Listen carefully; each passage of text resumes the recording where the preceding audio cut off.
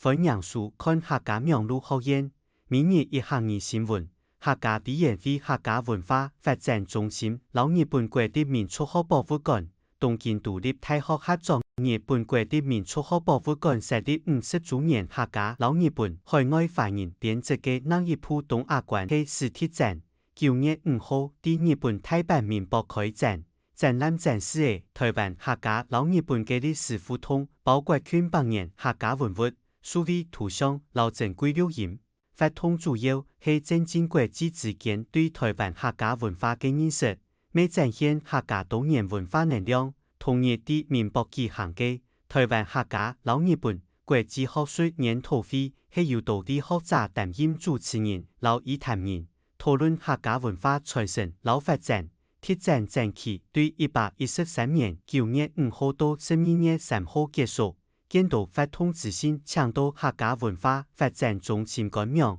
台灣客家文化館，欲對客家文化園區面書查詢。以上係客家苗路學院嘅報道。接下來愛教大家今本日嘅每日一行二，就是展覽，